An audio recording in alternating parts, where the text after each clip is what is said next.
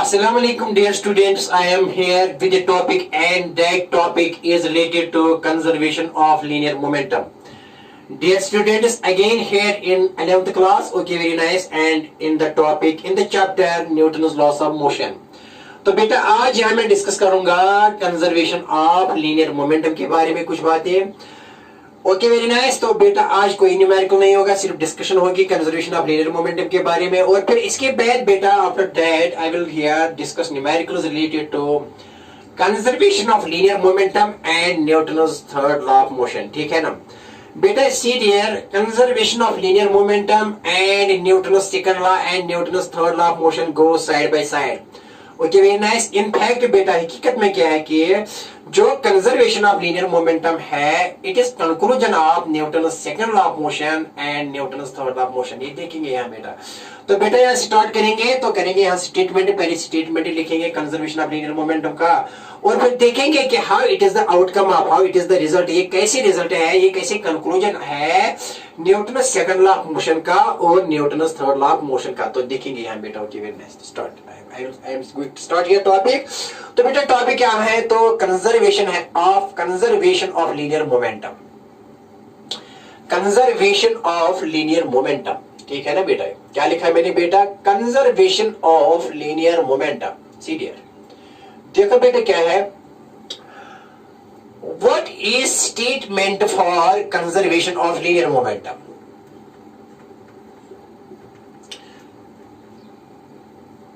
It states that total vector sum of individual linear momenta in an isolated system remains constant। ठीक है ना बेटा, ये ऐसे भी कह सकेंगे, ऐसे भी हम इसको स्टेट करेंगे, यहाँ इसको बयान करेंगे बेटा। It states that the total vector sum of all linear momentum of all individual particles in a system remains constant if external force applied on this system is zero। ठीक है ना, ये भी स्टेटमेंट है, लिखेंगे और बताएंगे बेटा। पहले यार दिखाएंगे थोड़ा, यार देखो बेटा क्या है। अगर मैं एक सिस्टम ले रहा हूं, system means the question that is under investigation. The system is a set of is a collection of, rather it is a collection of particles। बेटा सिस्टम क्या होता है, सिस्टम बेटा होता है कलेक्शन ऑफ पार्टिकल्स, यहाँ बेटा असेंबली ऑफ पार्टिकल्स होती है, यहाँ बेटा ये ग्रुप ऑफ पार्टिकल्स होता है जो हमारे क्वेश्चन में है, जिस पर हम एक्सपेरिमेंट करेंगे और जिस पर हम ऑब्जर्व करेंगे, और जो हमारी इन्वेस्टिगेशन में, हमारे क्वेश्चन में जो, and that is known as a system. और बेटा व्हाट इज बियॉन्ड दिस, बेटा इसको कहेंगे सराउंडिंग्स। ठीक है ना, सिस्टम किसको कहेंगे, system is a collection of particles, collection of molecules, collection of bodies, assembly of bodies which are interacting with each other। ठीक है ना, and which is under our investigation and which is under our question, जो हमारे question में है, जो हमारी observation में है, जो हमारी इन्वेस्टिगेशन में है, इसको कहेंगे सिस्टम। तो बेटा let us consider system consisting of beta n particles। let us say this is one particle m1 and it is moving with a velocity v1 in this system, and let us बेटा मैंने यहाँ m2 एक और particle ले लिया, let this is moving with a velocity v2 here। और बेटा ऐसे यहाँ बेटा एक और पार्टिकल है, मान लीजिए m3 है और that is moving with a velocity v3 here, and ऐसे ही कुछ यहाँ n particles, because मैंने ले लिया ये n particle सिस्टम। मैंने बेटा ले लिया कि सपोज इस सिस्टम में n पार्टिकल्स है, एक पार्टिकल का मास बेटा m1 है और ये v1 वेलोसिटी से यहाँ बेटा v1 वेलोसिटी से यहाँ बेटा वेलोसिटी है इसकी v1 चल रहा है। तो बेटा दूसरा जो है ना, दूसरा पार्टिकल, इसकी वेलोसिटी है v2 और इसका मास m2 है, तो ये v2 वेलोसिटी से यहाँ बेटा इसकी वेलोसिटी v2 है और उसी वेलोसिटी से ये चलता है यहाँ। देखो बेटा ये m3 है, इसकी वेलोसिटी v3 है, और ऐसे ही मैंने ले लिया nth पार्टिकल लेट, इसका मास है mn, and let this particle is moving just like it is moving with velocity vn। ठीक है ना, ओके वेरी नाइस। तो बेटा क्या कहेंगे, अगर इस सिस्टम पर f एक्सटर्नल 0 है, क्या है बेटा f एक्सटर्नल 0, अंदर से तो फोर्स लगेंगे बेटा, these are internal forces. Suppose ये इसके साथ कोलिजन हो जाएगा, ये इसके साथ कोलाइड हो जाएगा, दीज आर इंटरनल फोर्सेस। लेकिन बाहर वाला फोर्स क्या है, ये 0 होना चाहिए। अगर बेटा ये बाहर वाला फोर्स इस सिस्टम पर क्या है बेटा 0, तो इस सिस्टम को हम कहेंगे आइसोलेटेड सिस्टम। क्या कहेंगे बेटा, आइसोलेटेड सिस्टम। किसको आइसोलेटेड सिस्टम बेटा कहते हैं। बेटा यहाँ पहले आइसोलेटेड सिस्टम लिखेंगे, फिर बेटा यहाँ मैं स्टेटमेंट लिखूंगा। स्टेटमेंट किसके लिए बेटा लिखूंगा? यहाँ law of conservation of linear momentum के लिए। देखो बेटा आइसोलेट, क्योंकि that is law of conservation of linear momentum is valid for isolated system. ठीक है ना बेटा, याद रखो हमेशा। क्या बेटा मैंने कहा कि law of conservation of linear momentum बेटा किसके लिए वैलिड है? आइसोलेटेड सिस्टम के लिए। किसके लिए बेटा? Isolated system. तो बेटा पहले जानना होगा हमको कि आइसोलेटेड सिस्टम क्या होता है। इसीलिए मैंने कहा कि ए सिस्टम पहले मैंने कहा कि collection of particles which are interacting with each other, which is under our investigation, which is under our observation, which is under our question, and that is known as system. और इसे what is beyond this, इसे beyond क्या है? That is known as surroundings. Okay, very nice. तो मान लीजिए कि अगर सराउंडिंग से यहाँ एफ एक्सटर्नल पर 0 लगता है, अगर इस सिस्टम पर बेटा एफ एक्सटर्नल 0 है, इस वक्त इस सिस्टम को हम इस वक्त कहेंगे आइसोलेटेड सिस्टम। ये कहना क्या होता है आइसोलेटेड सिस्टम? बेटा पहले आइसोलेटेड सिस्टम लिखेंगे। आइसोलेटेड सिस्टम होता है ए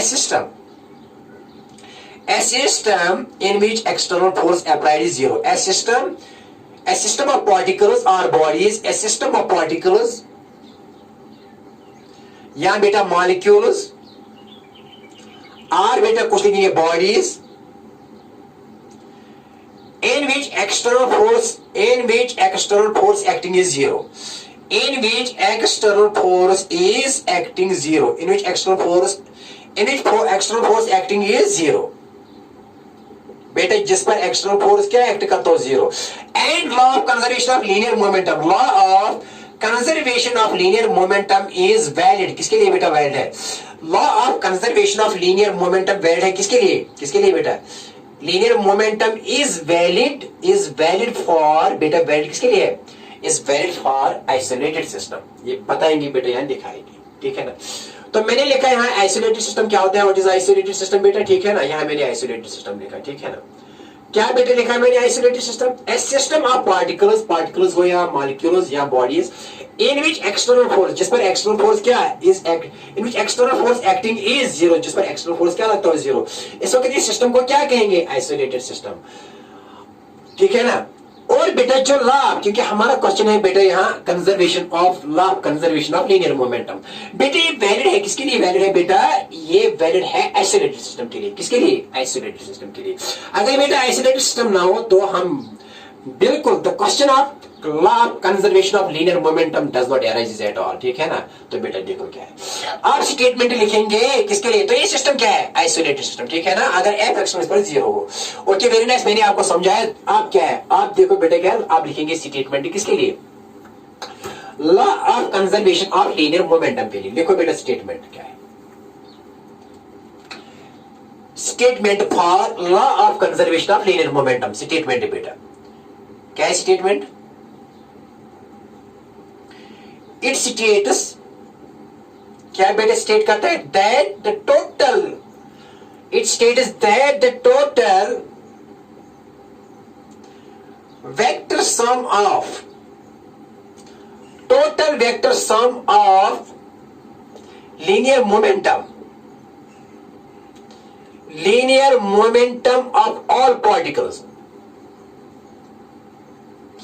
of all particles in an isolated system remains constant. Of all particles are beta bodies लिखो या molecules लिखो। Of all particles in an isolated system remains constant. In an isolated system, बेटा क्या लिखा मैंने?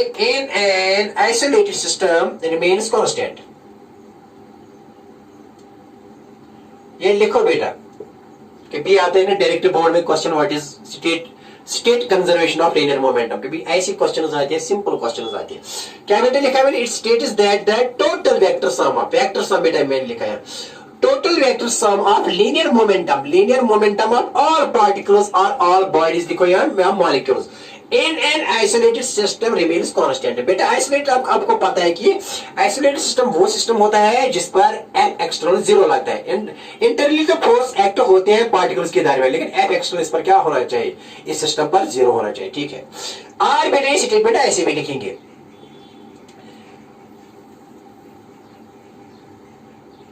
the vector sum of linear momentum of all particles, the vector sum of linear momentum of linear momentum of all particles in a system remains constant. In a system, अब मैंने यहाँ बेटा isolated नहीं, मैंने यहाँ सिस्टम लिखा. In a system remains constant. In a system remains constant.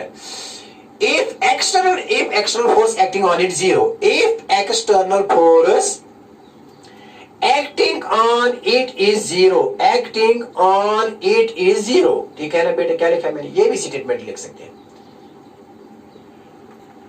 क्या बेटा लिखा मैंने? ऑल्टरनेट स्टेटमेंट क्या है इसका बेटा?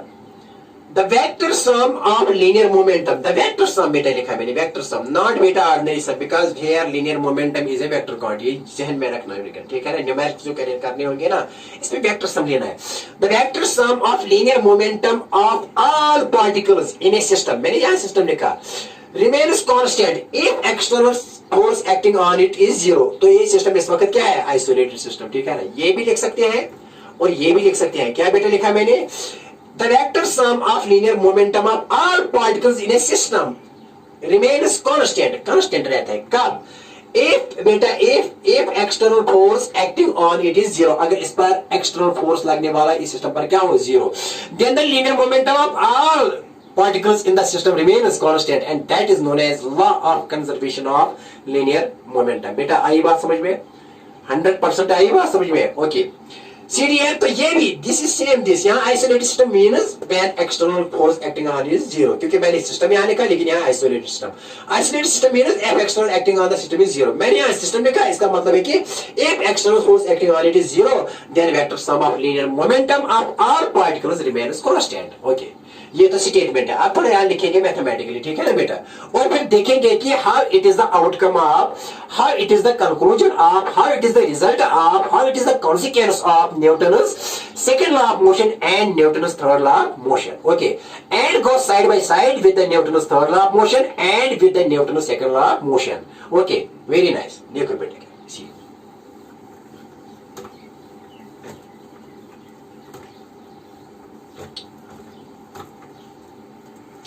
देखो बेटा क्या है यहाँ आप भी लिखेंगे ना बेटा, मैथमेटिकली लिखेंगे. मैथमेटिकली कैसे लिखेंगे? How to write conservation of linear momentum mathematically. देखो बेटा क्या, मैंने यहाँ एक सिस्टम ले लिया, ऐसे आइसोलेटेड सिस्टम है. मैंने भी जो मैंने लिखा है कि m1 है, इसकी वेलोसिटी मान लो v1 है, v1 वेक्टर, और यहाँ m2 है पार्टिकल, इसकी वेलोसिटी बेटा क्या है? v2 वेक्टर, ठीक है ना? और बेटा मान लीजिए कि यहाँ m3 है और इसकी वेलोसिटी क्या है यहाँ बेटा? v3, ठीक है ना? v3 vector. और ऐसे ही कुछ n पार्टिकल सिस्टम है. n let the number of particles there in the system is n, ठीक है ना? ओके, तो यहाँ बेटा nth पार्टिकल ले लिया, इसका मास है mn. तो मान लीजिए कि यहाँ ये ऐसे चलता है, किस वेलोसिटी से? vn से चलता है, ठीक है ना?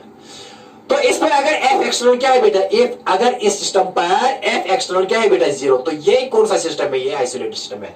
तो क्या कह रहा है बेटा? ऐसे लिखेंगे मैथमेटिकली. क्या लिखेंगे? P1 plus P2. P1 is the linear momentum of this M1 particle. P2 is the linear momentum of second particle plus this, and P3 is the linear momentum of the third particle.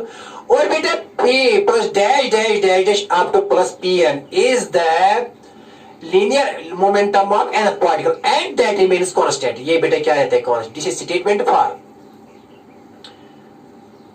यहां लिखेंगे बेटा ये. This is बेटा ये किसके लिए statement है? Okay, this is mathematical statement for conservation of linear momentum. क्या लिखा बेटा मैंने? The total linear momentum of all the total vector sum of linear momentum of all particles in the system remains constant. लेकिन कब? If external अगर इस पर क्या हो? 0. हाँ, लेकिन ये सिस्टम क्या है? ये सिस्टम है आइसोलेटेड सिस्टम. आइसोलेटेड सिस्टम के लिए बेटा, and isolated system is that system in which external force is 0. ठीक है ना? ये आई बात समझ में? तो बेटे यहाँ लिखेंगे ये है, this is mathematical statement for law of conservation of linear momentum. बेटा इसको ऐसे भी लिखेंगे. P1 तो होता है बराबर बेटा mass into velocity v1 vector, plus बेटा P2 किसके बराबर होता है? m2 बेटा वेलोसिटी v2 वेक्टर होता है ना बेटा? बेटा P3 किसके बराबर होता है? m3 इनटू v3 वेक्टर बेटा, ठीक है ना? प्लस डैश डैश लिखेंगे बेटा, प्लस यहाँ लिखेंगे यहाँ बेटा f एक्सटर्नल लिखेंगे, f एक्सटर्नल यहाँ बेटा 0 लिखेंगे, ठीक है ना? Okay, very nice. तो देखो बेटा क्या प्लस लिखेंगे यहाँ पी एन के बदले क्या लिखेंगे M N vector V N is equal to बेटा यहाँ क्या रहेगा कांस्टेंट, ठीक है ना। तो ये भी है स्टेटमेंट बेटा किसके लिए law of conservation of linear momentum के लिए, ठीक है ना। Total vector sum of linear momentum of all particles in an isolated system remains constant. Here this particle is here this system इस सिस्टम में बेटा एन पार्टिकल्स है और बेटा एफ एक्सटर्नल पर 0 है, यहाँ लगता है बाहर से अंदर से तो फोर्सेस है, these are internal forces does not matter, internal forces तो कभी यहाँ इसका मोमेंटम कम इसका ज्यादा, लेकिन टोटल लीनियर मोमेंटम इसका क्या रहेगा बेटा कांस्टेंट। देखो बेटा अगर ये इसके साथ कोलिजन करेगा हो सकता है कि इसका कम हो जाएगा लीनियर मोमेंटम इसका ज्यादा, अगर ये इसके साथ इंटरेक्ट हो जाएगा, अगर ये इसके these are इंटरनल फोर्स, लेकिन एफ एक्सटर्नल क्या होना चाहिए, एफ एक्सटर्नल इस पर 0 होना चाहिए, ठीक है ना। इंटरनल तो हो रहे हैं, अगर एक का जितना काम होता है इसका दूसरे का ज्यादा होगा, जितना दूसरे का काम होता है तीसरे का ज्यादा, लेकिन टोटल तो इसमें क्या रहेगा बेटा कांस्टेंट, लेकिन कब इफ एक्सटर्नल इज 0। और याद रखना है कि मैंने पहले ही कहा कि बेटा आइसोलेटेड सिस्टम के लिए law of conservation of linear momentum valid है। पहले समझना चाहिए, क्वेश्चन को समझना चाहिए, बॉम्ब लेना चाहिए, ठीक है ना बेटा। ओके देखो बेटे क्या है, ओके अभी आई बात समझ में, ठीक है ना। मैं इसको लिखूंगा इसके बदले टोटल, मैं ऐसे भी लिखूंगा P total, total means the vector sum of all these remains constant. किसके लिए हम यहां लिखेंगे आइसोलेटेड सिस्टम के लिए, ऐसे भी लिख सकता हूं बेटा वायर, बेटा वायर, ठीक है ना। Wire this P total is nothing, it is P1 plus P2 plus P3. That P total means the total vector sum of all linear momentum all the particles in the system remains constant. But provided this system is an isolated system, that is f x, इस पर क्या लगता है वो 0। Internal क्या लगेगा that hardly matters. Okay, very nice. Okay. तो देखो बेटा क्या है स्टेटमेंट था पी टोटल बेटा रिमेन्स कांस्टेंट, ये भी this also statement for law of conservation of linear momentum, लेकिन किसके लिए यहां लिखना here system should be isolated system. Okay very nice. देखो बेटा मैंने लिखा यहां, देखो बेटा नाउ देखो बेटा आप क्या करेंगे यहां, अब देखेंगे कि how it is the outcome of Newton second law of motion and how it is the result और आउटकम ऑफ और conclusion of Newton second law and third law of motion, ये देखेंगे यहाँ, ठीक है ना। पहले देखेंगे कि कैसे है ये आउटकम किसका Newton second law of motion का। इसका मतलब कि डेरिवेशन तो नहीं कहेंगे, लेकिन कहेंगे कि रिजल्ट कैसे आएगा। देखो बेटा कैसे आएगा, देखो सी डियर। ओके वेरी नाइस, सी डियर देखो बेटे के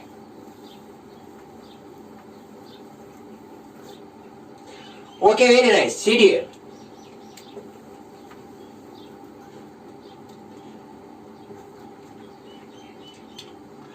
देखो बेटा नाउ हाउ कंक्लूजन यहां लिखेंगे बेटा ऐसे लिखेंगे law of conservation of linear momentum, law of conservation of linear momentum, conservation of linear momentum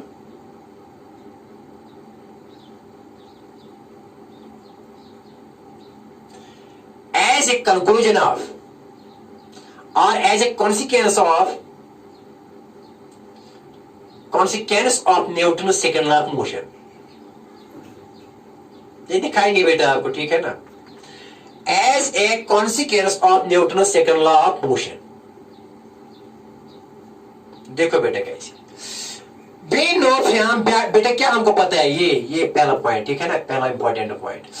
we know from बेटा क्या पता है from Newton second law of motion, बेटा आपको पता है क्या पता है, we know from Newton second law of motion, बेटा क्या पता है आपको, बता बेटा क्या पता है, that F external acting on any system is equal to rate of change of total momentum divided by dt, and that law is known as Newton's second law of motion. Mathematical statement for Newton's second law of motion, ठीक है ना बेटा। क्या लिखा मैंने बेटा, क्या लिखा मैंने, F external is equal to dp total, dp बेटा क्या लिखा मैंने, dp total है ये total, dp total linear momentum of the system divided by t is equal to the rate of change of linear momentum, total linear momentum of the system with respect to time is equal to F external। ये बेटा कौन सा law है, सबको पता है कि that is Newton's second law of motion, है ना बेटा पता। ओके तो बेटा अगर हम लिखेंगे इफ बेटा देखो बेटा यही सिस्टम यहाँ देखो बेटा क्या है, अगर बेटा ये लिखेंगे यही सिस्टम ऐसे मैं एक बार फिर बनाऊंगा बेटा, ये मैंने एक बार फिर कहा कि मान लीजिए m1 और इसकी वेलोसिटी v1, मान लीजिए बेटा ये m2 और इसकी वेलोसिटी v2 और बेटा मान लीजिए कि m3 और इसकी बेटा वेलोसिटी v3, ठीक है ना, और मान लीजिए कि बेटा ये mn और इसकी वेलोसिटी n पार्टिकल्स है तो ये vn, ठीक है ना। सपोज अब इस सिस्टम पर f एक्सटर्नल क्या लगता है, f एक्सटर्नल क्या लगता है 0, क्या है क्योंकि आइसोलेटेड सिस्टम, लिखो आप फॉर आइसोलेटेड सिस्टम बेटा, किसके लिए, आइसोलेटेड सिस्टम के लिए, फॉर आइसोलेटेड सिस्टम, क्योंकि law of conservation of linear momentum जो है बेटा that is valid only for law of conservation of linear momentum.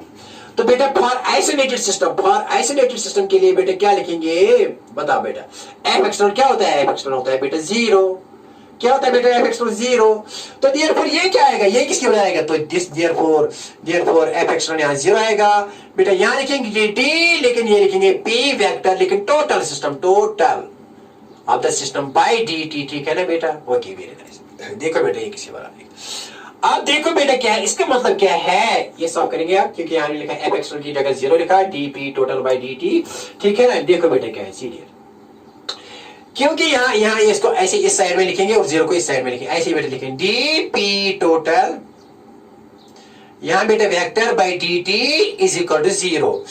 तो बेटा इसका मतलब है कि पी टोटल इज कांस्टेंट, क्योंकि differentiation of constant with respect to T बेटा क्या होती है 0, क्या होती है 0।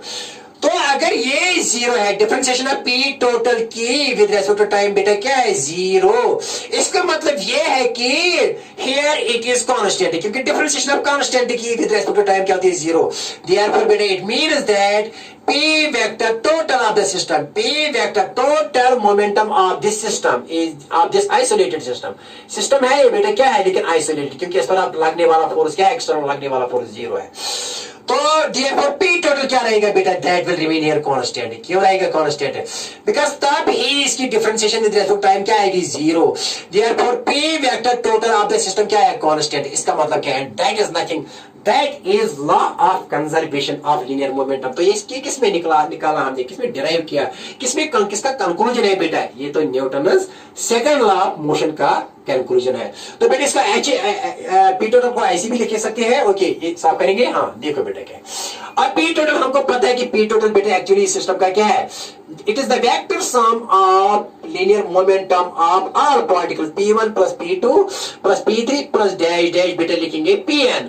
तो बेटा ये इट रिमेन्स क्या कांस्टेंट, ओके वेरी नाइस है ना, because p total is the total linear momentum of total linear vector sum of linear momentum of all particles, ठीक है ना। तो बेटा क्या रहा कांस्टेंट है, और इसको यहाँ लिखेंगे ऐसे भी बेटा m1 v1 वेक्टर p1 के बदले प्लस p2 के बदले क्या लिखेंगे m2 v2 वेक्टर बेटा, प्लस यहाँ p3 के बदले क्या लिखेंगे m3 v3 वेक्टर बेटा, plus dash dash dash plus pn के बदले क्या लिखेंगे mn vn vector remains constant. लेकिन सिस्टम क्या है, ये मैंने किसके लिए लिखा, फॉर आइसोलेटेड सिस्टम, किसके लिए, फॉर आइसोलेटेड सिस्टम, क्योंकि मैंने बेटा पहले ही कहा कि law of conservation of linear momentum is valid only for isolated system. Internal forces तो लगते हैं यहाँ, okay very nice no problem, लेकिन एफ एक्सटर्नल पर क्या लगना चाहिए 0, तभी सिस्टम को क्या कहेंगे external system, isolated system. Okay I बात समझ में, तो किसमें निकाला बेटा हमने, तो बेटा हमने ये निकाला Newton second law of motion में, अब निकालेंगे इसको Newton third law of motion में भी,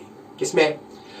Now beta I will derive or I will here conclude, I will here get law of conservation of linear momentum from Newton's third law of motion। Okay, निकालेंगे। Serial आप यहाँ बेटा किसमें निकालेंगे, serial दूसरा point, दूसरा इंपॉर्टेंट पॉइंट यहाँ, okay very nice. तो बेटा दूसरा इंपॉर्टेंट पॉइंट जो मैं यहाँ डिस्कस करने जा रहा हूं, and that point here is dear students, that is how I can here derive Newton's.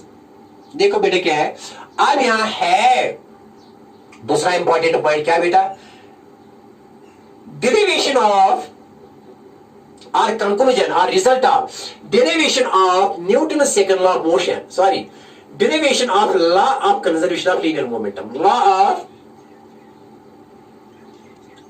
conservation of linear momentum, law of conservation of बेटा क्या लिखा मैंने, लीनियर मोमेंटम, लेकिन किस में बेटा निकालेंगे, फ्रॉम बेटा किस में है, from Newton's third law of motion, from combiner, in fact it is here we will use here both second law as well as third law.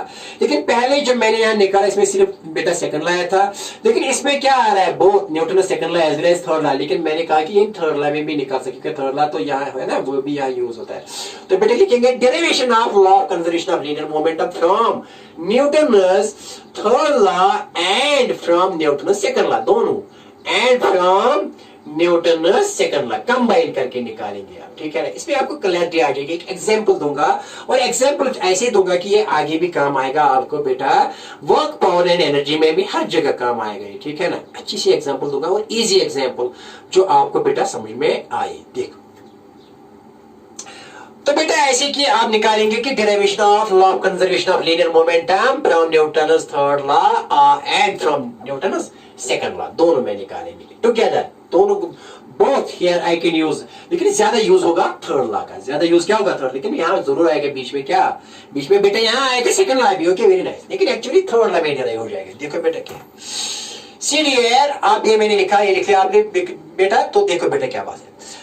अगर मैं एक बॉडी में यहाँ होगा बेटा, एक body, let one body here, see here is a one body, let this is बेटा a body and is moving with a velocity u1 along x-axis, ठीक है ना, लेट इसका मास है बेटा m1 and another body here is that, here this is बेटा ये b body है एंड हैविंग मास m2, और बेटा ये चलती है विद u2, ठीक है ना, लेकिन u1 here is, u1 is greater than u2, तब इनके दरमियान कोलिजन होगा, ठीक है ना। एंड हियर बेटा this is an isolated system of two bodies, अरे खुद तो इनको टक्कर हो जाएगी आपस में, लेकिन वो इंटरनल फोर्स है, कोई थर्ड बॉडी का फोर्स नहीं आना चाहिए बीच में, क्या हो जाएगा जरूर, जो देखो बेटा क्या है, ये बेटा तेज चलती है क्योंकि u1 is greater than u2, ये तेज चलती है, ये बेटा कम स्पीड से कम वेलोसिटी से चलती है, तो जब ये चलेंगी तो ये जरूर इसके साथ टकराएगी, but that is internal force.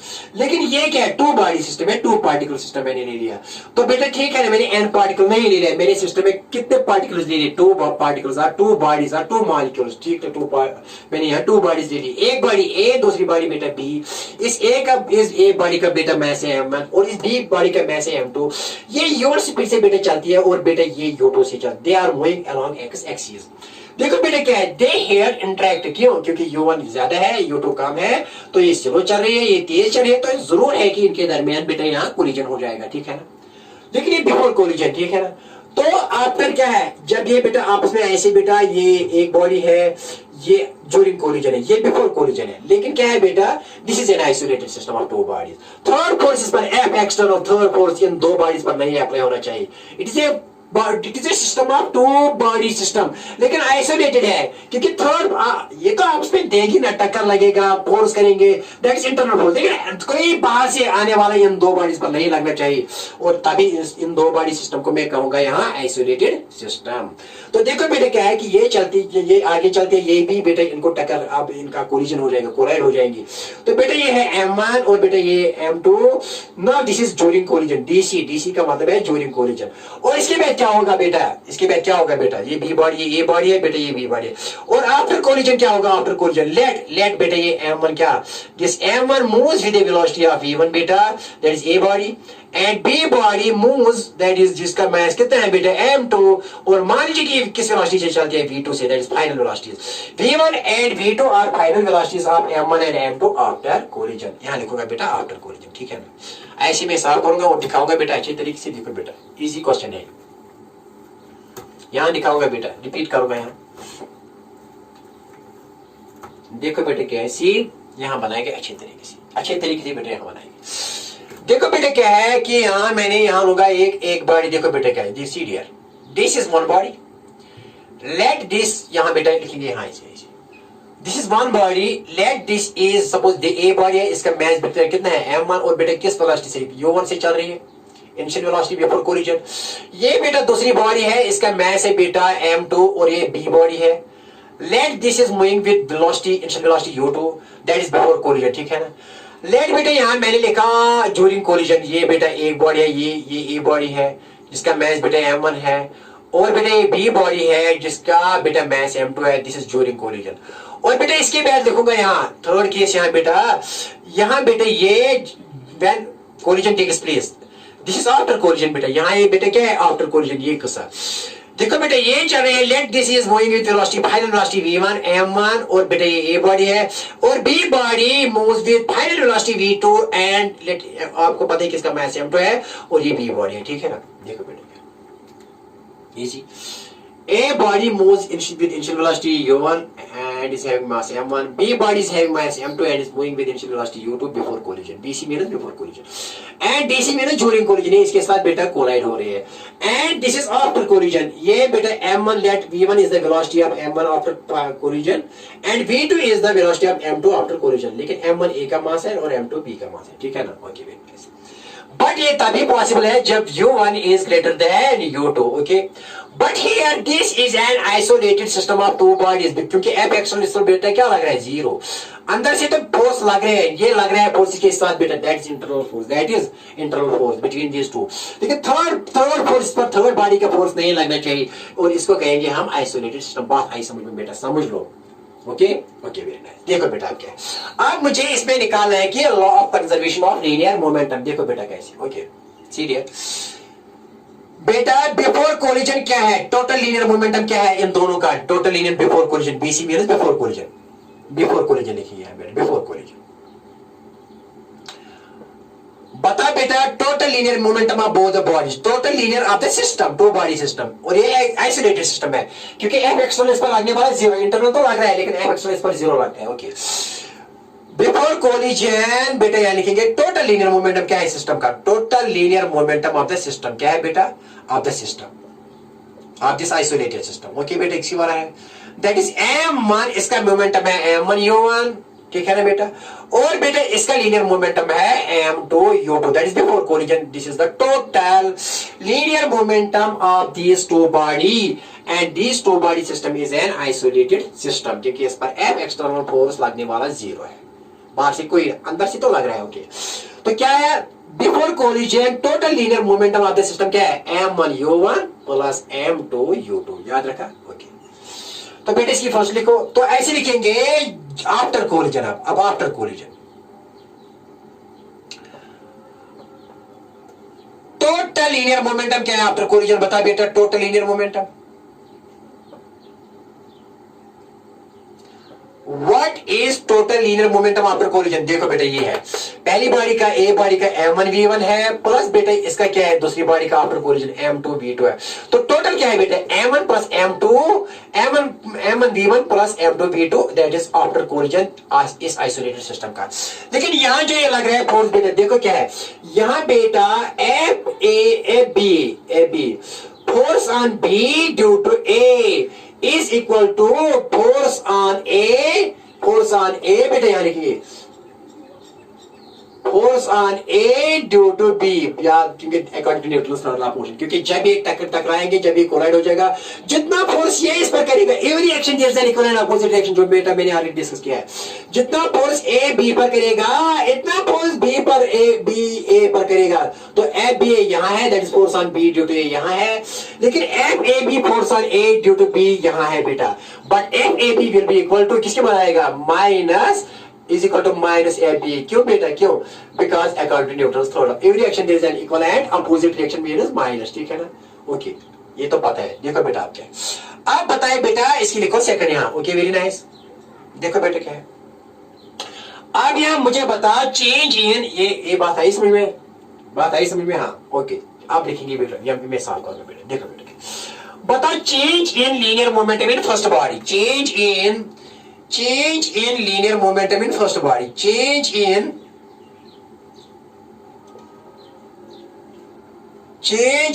linear momentum of first body। अब एक बॉडी, अब फर्स्ट बॉडी क्या है बेटा, अब body of A, change in linear momentum of A का क्या होगा चेंज इन बेटा, वो लिखेंगे del P A, change in linear momentum, वो किसके बारे में बेटा, final linear momentum minus initial linear momentum, तो वो बेटा क्या आएगा, m1 v1 minus m1 u1, This is change in linear momentum in a body. Final linear momentum minus initial linear momentum. Final है m1v1 minus initial है m1u1. Okay, very nice. इसकी लिखो बेटा थर्ड इक्वेशन. तो similarly लिखो बेटा change in linear momentum in किसमें बेटा? Similarly change in linear momentum in B body. In B B कितना आएगा बी का बेटा कितना आएगा वो लिखेंगे बेटा किससे चेंज लिखते हैं डेल से P A means change in linear momentum in B body बेटा किसके बाद आएगा del P means change in linear momentum of B body बेटा किसके बाद एम बेटा ये आएगा M two V two minus लिखेंगे बेटा यहाँ क्या लिखेंगे बेटा M two V two minus M two U two ठीक है ना क्या बेटा लिखा मैंने तो बेटा मैंने लिखा यहां del P B is equal to M two V two final linear momentum of second body minus initial momentum of second body तो M two V two minus M two V two this is linear change in momentum of second body let दोनों का linear momentum जो change हो रहा है दोनों interaction वो del T में हो रहा है कितना हो रहा है क्योंकि चेंज तो हो रहा है सेम टाइम में क्योंकि जब ये टकराएंगे जितनी इसमें चेंज इन मोमेंटम आएगी इतनी इसमें चेंज इन मोमेंटम आएगी तो सेम टाइम में आएगी ठीक है ना टाइम तो सेम है ना this takes place simultaneously okay very nice देखो बेटे ओके यहां साफ करेंगे देखो बेटे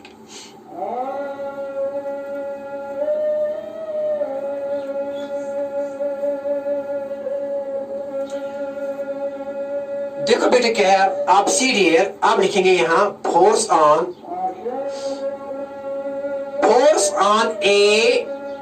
A due to B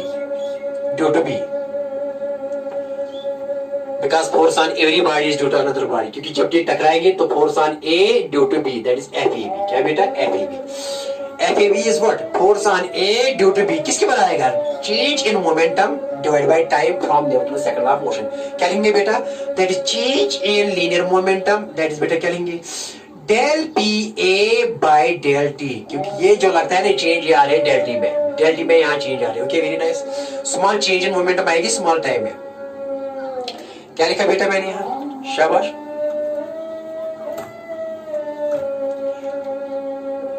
force on A due to B that is linear change in momentum in A due to B क्योंकि B आप इस पर फोर्स करेंगे जब ये टकराएंगे तो किसमें चेंज आएगी A पर जब किस पर FAB means force acting on A due to B तो ये लाएगा चेंज इन लीनियर मोमेंटम किसमें बेटा लाएगा A में with respect to time according to Newton second law of motion ठीक है ना लेकिन आपको बेटा अभी निकाला है हमने FAB किसके बाद आएगा FAB डेल पी किसके बाद हमने लिखा change in momentum of first body किसके बाद दैट इज वो बेटा m1 v1 माइनस बेटा क्या लिखा m1 u1 लिखा ना final momentum minus initial momentum divide by बेटा क्या लिखिए डेल टी ओके आई बात समझ में इसकी लिखो बेटा इक्वेशन नंबर कितनी लिखी मान लीजिए एक्स इक्वेशन है ठीक है ना एक्स इक्वेशन सिमिलरली बेटा क्या लिखिए सिमिलरली बेटा लिखेंगे यहाँ फोर्स ऑन किस पर बेटा फोर्स ऑन बेटा B force on B due to बेटा किसे ड्यू टू ए वो बेटा लिखेंगे यहाँ FBA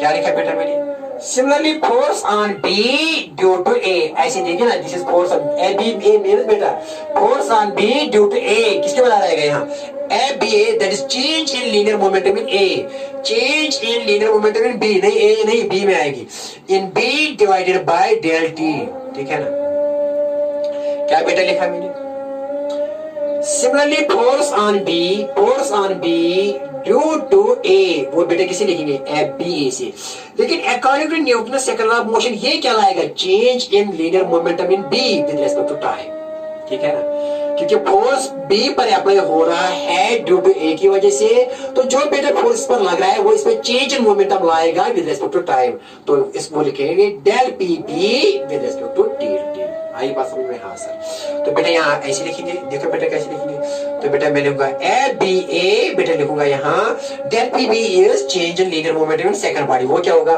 final linear momentum minus initial B का तो फाइनल क्या है इसका बेटा M2V2 माइनस इसका इनिशियल क्या है बेटा M2U2 लेकिन डिवाइड में क्या करेंगे del T okay very nice तो बेटा यहाँ लिखेंगे इसकी लिखेंगे बेटा यहाँ Y इक्वेशन क्या लिखेंगे Y equation okay very nice इसकी बेटा Y equation but from Newton's बेटा, but from Newton's third law of motion, क्या कह रहे हैं third law of motion, but from Newton's third law of motion, क्या कह रहे हैं थर्ड लॉ ऑफ मोशन बेटा, क्या कह रहे हैं,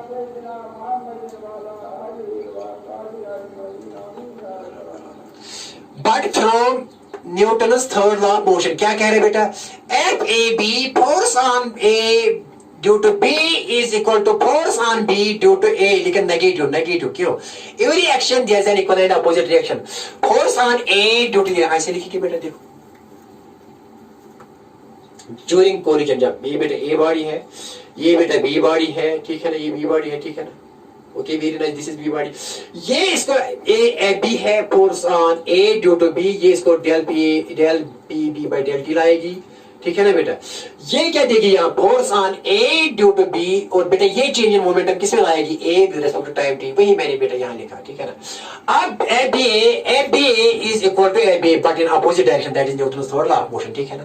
तो बेटा आपको पता है कि एफ ए बी किसके बराबर है, यहाँ इसके बराबर, ठीक है ना, ठीक है ना। एफ ए बी के बदले क्या लिखो बेटा, ये लिखो, क्या लिखो यहाँ बेटा, m1 v1 minus m1 u1 by delta T is equal to negative, लेकिन बेटा एफ बी ए के बदले क्या लिखो, एफ बी ए के बदले बेटा ये लिखो माइनस क्या लिखो बेटा, m2 v2 minus m2 u2 divided by बेटा डेल्टा टी, ठीक है ना। ये डेल्टा टी और डेल्टा टी बेटा कैंसिल हुई, ठीक है ना, ओके वेरी नाइस, बात आई समझ में, हाँ सर कुछ भी नहीं है, बहुत आसान है ना बेटा, आसान है बेटा, देखो क्या है, अब क्या है यहाँ क्या बचा बेटा, m1 v1 minus m1 u1 is equal to बेटा, यहाँ माइनस ही जरा बोलेगा, minus m2 v2 minus minus बेटा प्लस आएगा, प्लस m2 u2, ठीक है ना, m2 u2, okay very nice, देखो बेटा क्या है, अब यहाँ इसको यहाँ लाएंगे, इसको यहाँ, देखो बेटा क्या है, m1 v1 प्लस ये माइनस यहाँ प्लस बनेगा, m2 v2 is equal to बेटा यहाँ क्या है, यहाँ इसको यहाँ ले जाएंगे, माइनस यहाँ प्लस बनेगा, m1 u1 plus m2 u2, तो बेटा ये क्या है, this is total linear momentum before after collision, और बेटा ये total linear momentum before collision, and that is nothing, that is conservation of linear momentum. तो क्या बेटा लिखेंगे यहाँ, टोटल लीनियर मोमेंटम, ये क्या है बेटा, ये क्या है, m1 v1 plus m2 v2 is equal to m1 u1 plus बेटा क्या है, m2 u2, what is this, this is total linear momentum, total linear momentum before after collision, total linear momentum after collision, after बेटा after collision, लेकिन बेटा ये क्या है, what is this, this is total linear momentum before collision, बेटा क्या है, total linear momentum before collision, total linear momentum before collision,